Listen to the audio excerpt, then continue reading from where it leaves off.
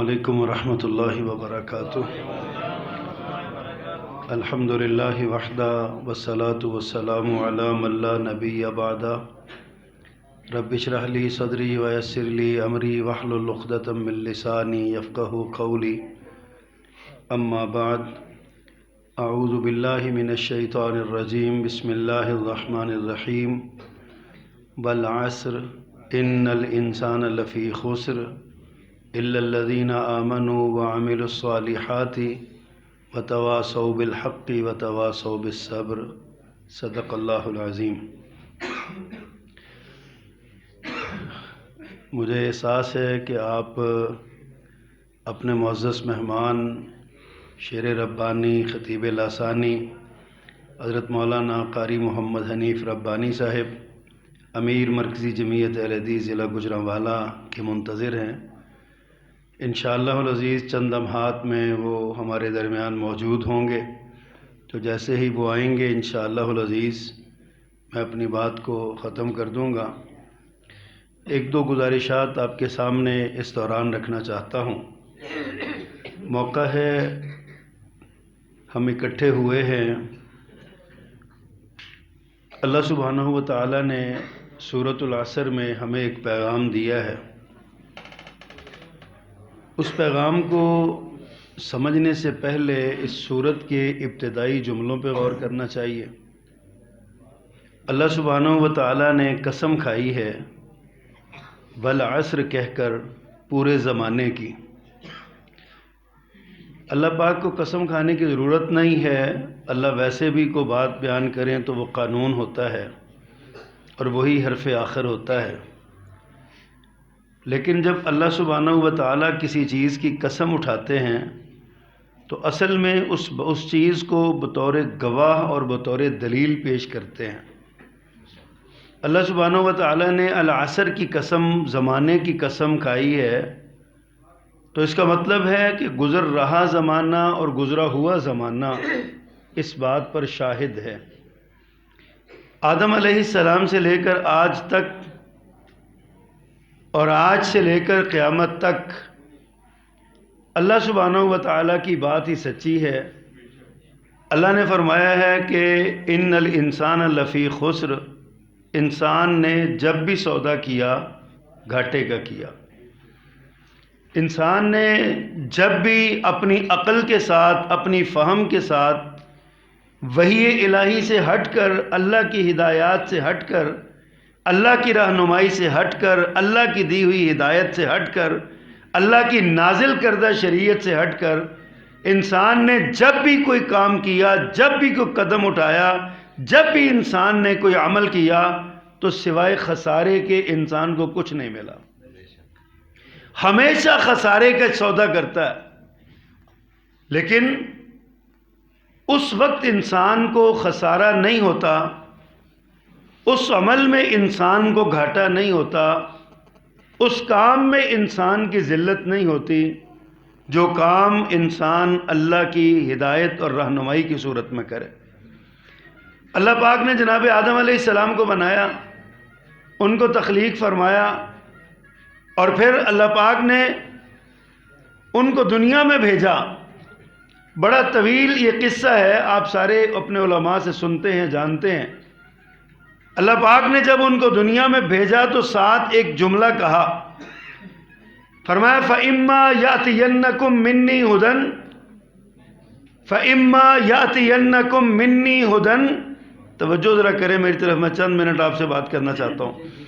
فَإِمَّا يَأْتِيَنَّكُم مِّنِّي هُدًى، فرمایا تم زمین پہ اتر جاؤ، زمین میں چلے جاؤ، وہاں پہ جا کے رہو، بسو، پھلو پھولو، آگے بڑھو، لیکن یاد رکھنا ہدایت، رہنمائی میری طرف سے ہے، آئے گی۔ زندگی تم گزارو گے لیکن میری ہدایات کی روشنی میں گزارو گے۔ زندگی تم گزارو گے، طریقہ میں بتاؤں گا، سونے کا طریقہ، جاگنے کا طریقہ، چلنے کا طریقہ، پھرنے کا طریقہ، بات کرنے کا سلیقہ، مجلس میں بیٹھنے کا طریقہ، اپنے خاندانی تعلقات، سماجی تعلقات، معاشرتی تعلقات، کاروباری تعلقات، تمہاری سیاست، تمہاری ریاضت، تمہاری عبادت، تمہاری تجارت، تمہارے تمام زندگی کے معاملات، فَإِمَّا يَأْتِيَنَّكُم مِّنِّي هُدًى، یہ ہدایت میری طرف سے آئے گی۔ ساتھ کیا فرمایا؟ فَمَن تَبِعَ هُدَايَ فَلَا خَوْفٌ عَلَيْهِمْ وَلَا هُمْ يَحْزَنُونَ۔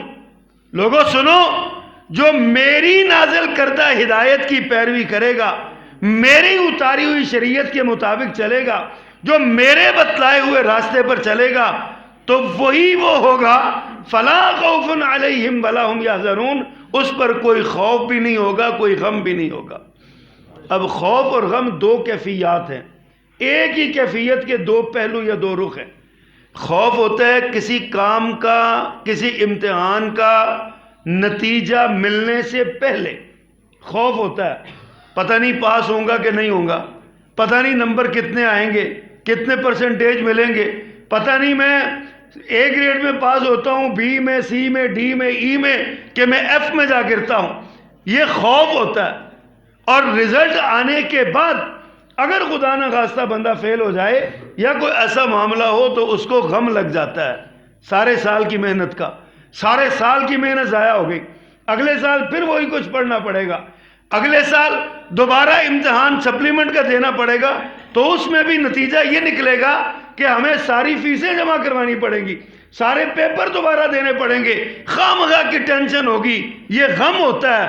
اللہ فرماتے ہیں جو میری ہدایت پر عمل کرے گا، کل قیامت کے دن نتیجہ ملنے سے پہلے بھی کوئی خوف نہیں ہوگا، نتیجہ ملنے کے بعد بھی کوئی غم نہیں ہوگا۔ یہ کس کو ہوگا؟ وہ جس نے خسارے کا سودا نہیں کیا۔ ان الانسان لفی خسر، اللہ فرماتے ہیں کہ انسان ہمیشہ خسارے میں ہے، الا الذین آمنوا وعملوا الصالحات۔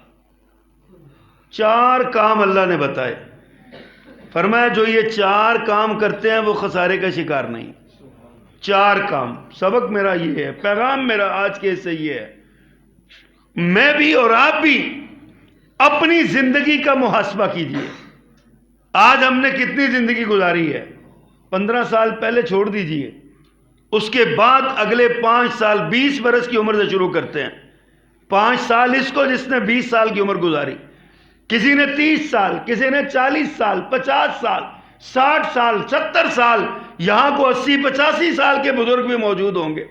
اپنے اپنے گریبان میں جھانک کے ہم دیکھیے کہ ان زندگی کے ایام میں، زندگی کے ماہ و سال میں، زندگی کے صبح و مساء میں، زندگی کے دن اور رات میں، زندگی کی گھڑیوں میں، زندگی کے لمحوں میں، آپ اور میں ہم سارے مل کے سوچیں ہم نے اپنی اخروی نجات کے لیے کیا کیا۔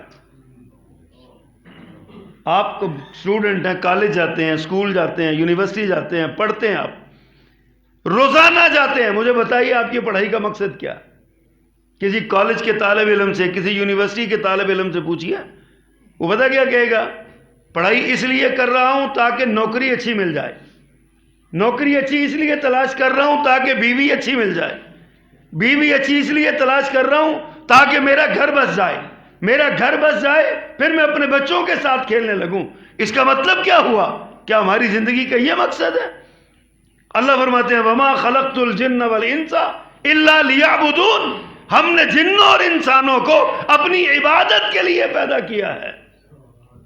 اللہ فرماتے ہیں عبادت کے لیے پیدا کیا ہے۔ ہم کہتے ہیں زندگی کا مقصد نوکری ہے، ہم کہتے ہیں زندگی کا مقصد ملازمت ہے، ہم سمجھتے ہیں زندگی کا مقصد تعلیم کا مقصد، زندگی کا مقصد، یہ سارے کے سارے ہمارے مقاصد، دولت کمانے کا مقصد صرف یہ ہے کہ ہماری زندگی آسائشات سے بھر جائے، اچھا مکان مل جائے، بہترین سامان مل جائے، زندگی گزارنے کا اچھی گاڑی مل جائے، اچھی سواری مل جائے، اور میں دنیا میں ایک میرا نام ہو کہ یار یہ بڑا اسٹیٹس مین ہے، یہ بڑا اعلیٰ پائے کا انسان ہے، اس کا بڑا مقام ہے، لوگ اس کی سماجی تعلقات کو بڑھائیں۔ ہم سمجھتے ہیں کہ یہ زندگی کی کامیابی ہے۔ اللہ نے فرمایا ان الانسان لفی خسر، انسان خسارے میں ہے، اور فرمایا زمانہ اس بات پر گواہ ہے، ہمیشہ آدم علیہ السلام سے لے کر آج تک آپ دیکھ لیں، انسان نے جب وحی الہی کو چھوڑ کے فیصلہ کیا، نبی مکرم صلی اللہ علیہ وسلم کے راستے کو چھوڑ کے فیصلہ کیا، انسان نے خسارے کا سودا کیا۔ اب ہماری زندگی کا مقصد، اکبر الہ آبادی نے کہا کہا کیا کہیں صاحب کیا کار نمایاں کر گئے. نوجوانوں، کالج اور یونیورسٹی میں پڑھنے والوں، کیا کہیں صاحب کیا کار نمایاں کر گئے. بی اے کیا، نوکر ہوئے، پینشن ملی اور مر گئے. بی اے کیا، نوکر ہوئے، پینشن ملی اور مر گئے. یہ ہماری زندگی کا نچوڑ اور خلاصہ ہے جو آج سے 100 سال تقریباً پہلے اکبر الہ آبادی نے ہمارے سامنے نقشہ کھینچ کے رکھ دیا تھا. اور آج اس وقت یہ عالم تھا تو آج کیا عالم ہے.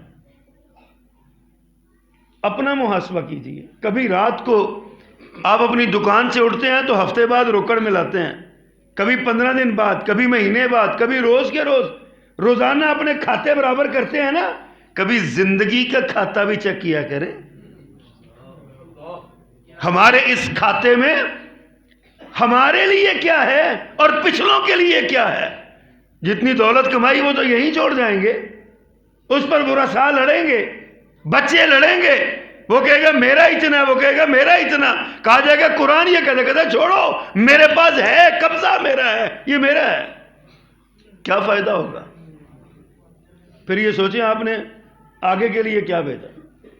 صحابی رسول آئے، اللہ کے پیغمبر سے آگے سوال کیا، پاک پیغمبر متی الساعہ، قیامت کب آئے گی؟ سونے پیغمبر بڑے نبض شناس شخصیت تھے. آپ نا اس تار پہ ہاتھ رکھتے تھے جو تار چھڑ جاتی تھی. سوال کرتے ہیں قیامت کب آئے گی. ہمارے جیسے کوئی مولوی ہوتا تو اس کو نشانیاں بتانے لگ جاتا، جب یہ ہوگا، جب یہ ہوگا، جب یہ ہوگا. سونے پیغمبر کی بصیرت دیکھیے، آپ نے اس کے جذبے کو محسوس کیا. اس نے پوچھا متی الساعہ، قیامت کب آئے گی؟ میرے پیغمبر نے فرمایا ما اعددت لہا، تو نے کیا تیاری کی ہے؟ تو قیامت تو آ ہی جانی ہے، اس کا تو انکار نہیں ہے. یہ بتا تیری کیا تیاری ہے؟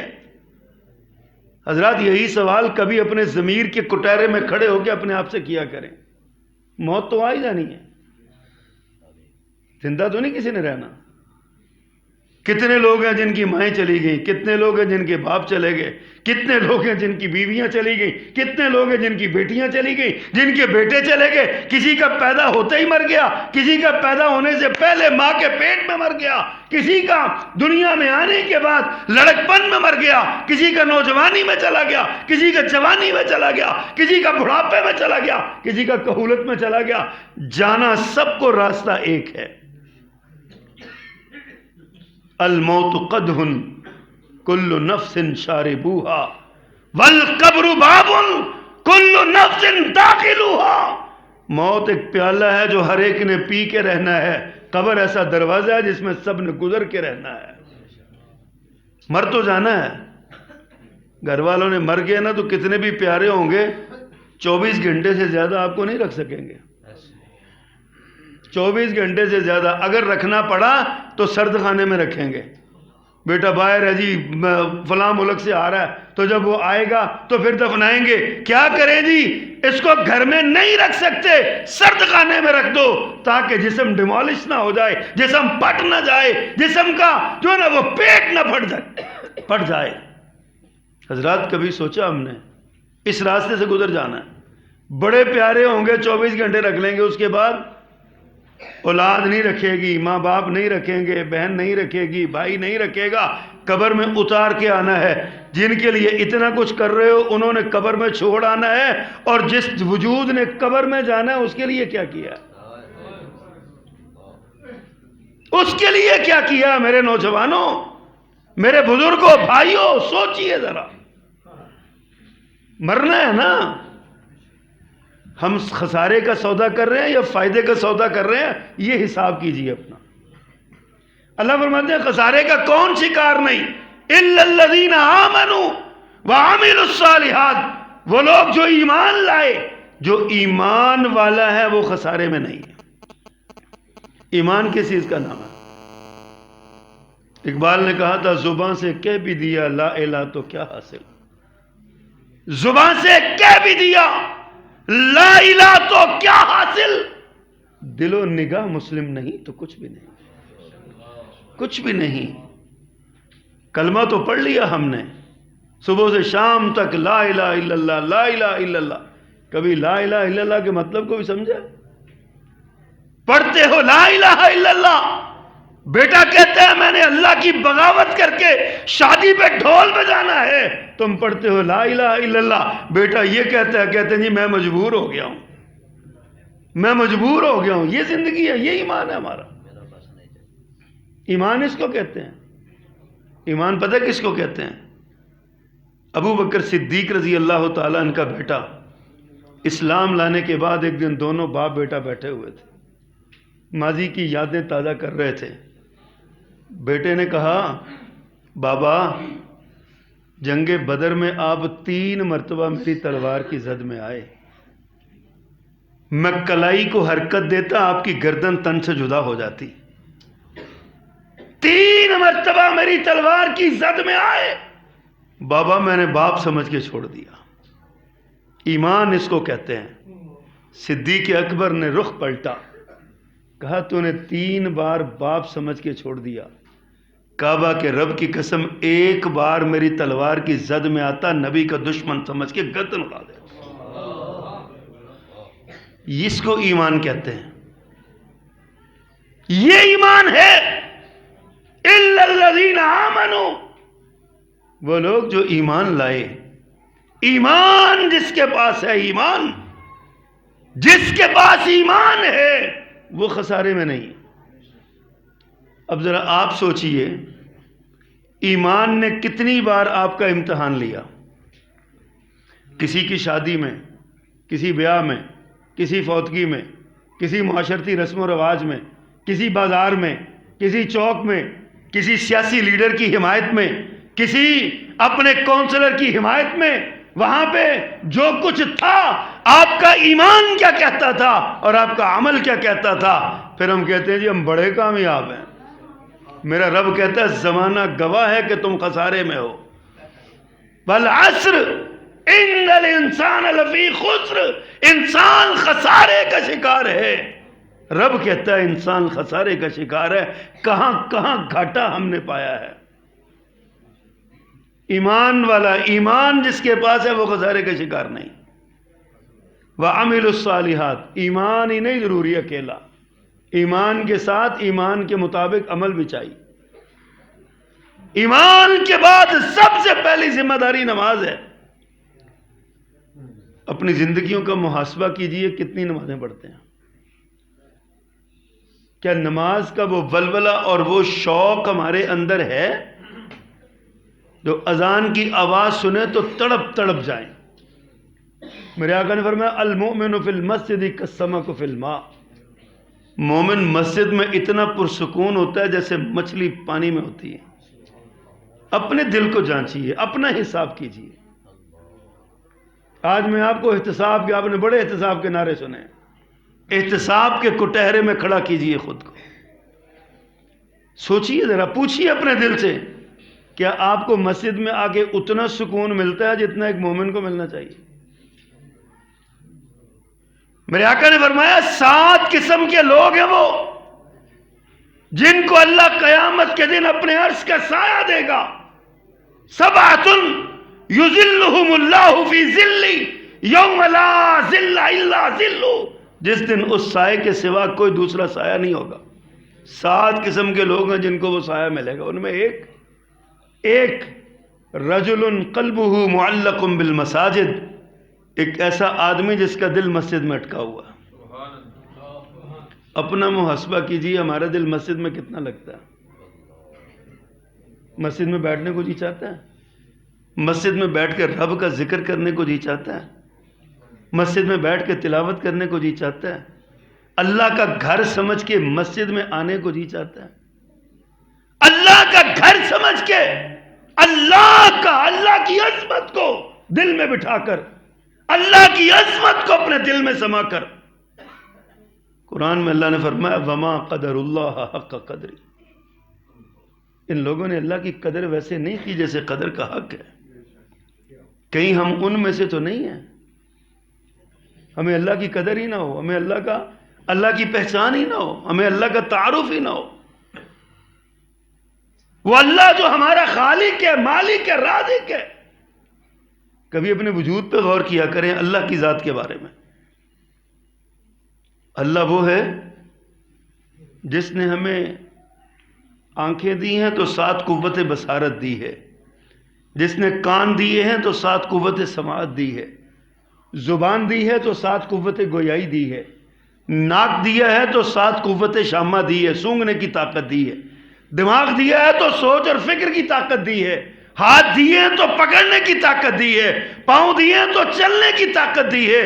وہ رب جس نے ہمیں بنایا، فرمایا وَلَقَدْ كَرَّمْنَا بَنِي آدَمَ، ہم نے آدم کے بیٹے کو عزت والا بنایا، جس نے ہمیں عزت والا بنایا، جس نے انسان کے بارے میں کہا، 4 قسمیں اٹھائیں، وَالتِّينِ وَالزَّيْتُونِ وَطُورِ سِينِينَ وَهَذَا الْبَلَدِ الْأَمِينَ، 3 کی قسم، زیتون کی قسم، طور سینا کی قسم، بلدہ امی مکہ مکرمہ کی قسم۔ کیا ہے؟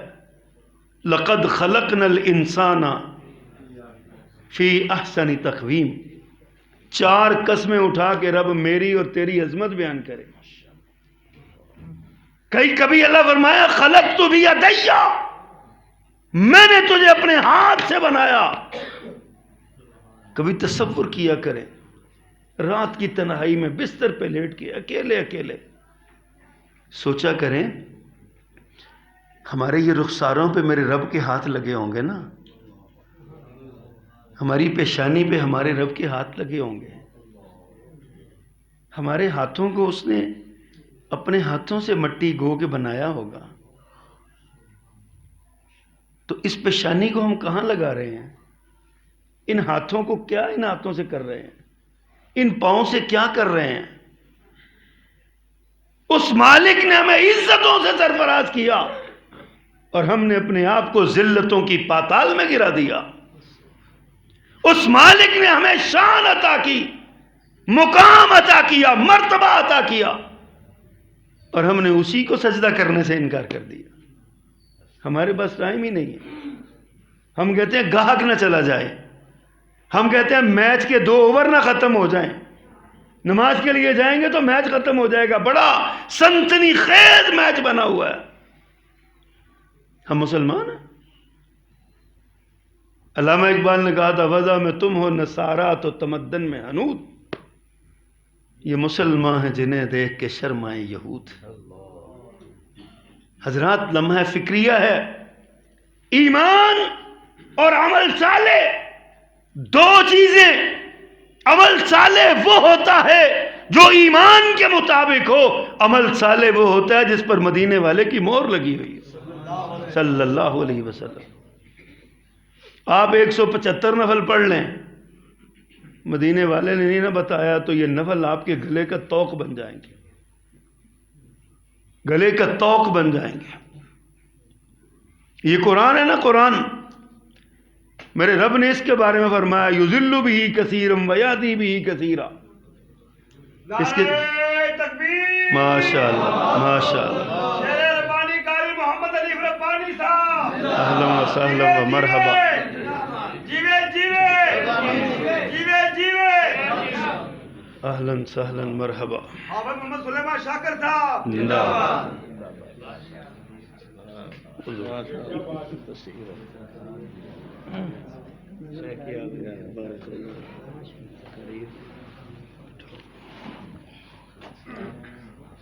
آپ کے مہمان آ گئے، میں اپنی بات کو انشاءاللہ 1-2 منٹ میں ختم کرتا ہوں۔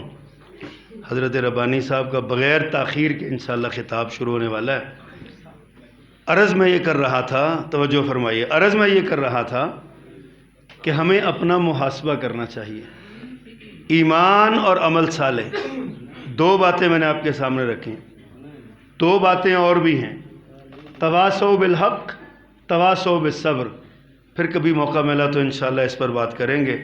بلا تاخیر میں درخواست گزار ہوں آج کے معزز مہمان شیر ربانی خطیب لسانی حضرت العلام قائد ضلع حضرت مولانا قاری محمد حنیف ربانی حفظہ اللہ تعالی، ان سے ملتمس ہوں کہ وہ اپنے افکار عالیہ سے ہمیں نوازیں۔